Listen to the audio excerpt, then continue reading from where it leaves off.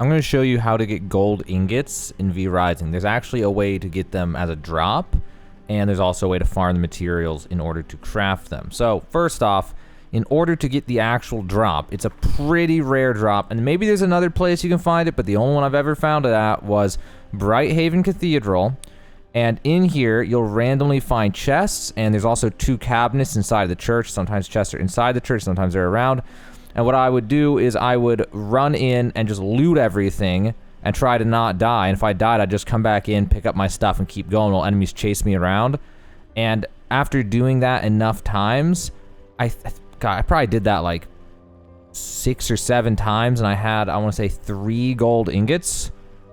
So it's pretty slow to do that, and I don't know if I was lucky or unlucky with that ratio of looting to ingots, but I did in fact get ingots from chests in Brighthaven Cathedral. So you can just find them already crafted, which is great because this is also a decent place to farm the golden jewelry, which is the main kink point for making gold ingots. Now, if you're not familiar with making gold ingots, then you need to go to the blood altar, and there's a boss way down here, which is Azariel the Sunbringer, who's actually the boss in that cathedral. And he gives you the recipe for gold ingots, and then after you get that recipe, you can make gold ingots using that golden jewelry I just talked about, as well as sulfur. You'll need 8 and 8, so 8 sulfur, 8 golden jewelry to make 1 gold ingot.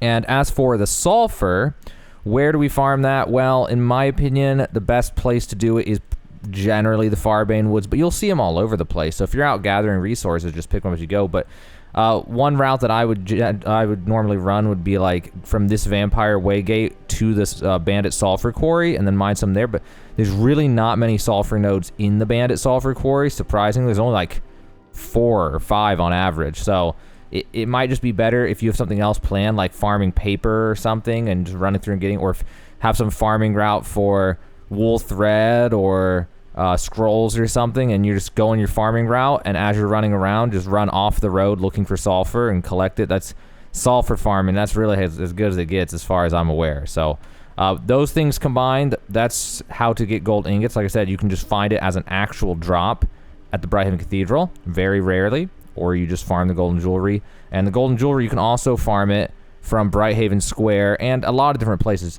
Generally, enemies over like level 50 or so can randomly drop golden jewelry. So if you're high level, you can go to Brighthaven Square and just farm all the enemies, the guards, the paladins, the clerics, the priests, and just take them all out, just fighting them, and you will randomly get golden jewelry at a reasonable rate. But if you want it faster, then go loot chests and stuff, Brighthaven Cathedral. If you want to be more efficient on your armor and weapons, because your armor and weapons will break, so if you want to be more efficient on that, then, well, armor weapons don't use gold, but your jewelry that uses the gold will break. So if you want to be more efficient on that, then you'd want to farm the chests and stuff at Brighthaven Cathedral. And the chests in Brighthaven Square can also sometimes drop golden jewelry.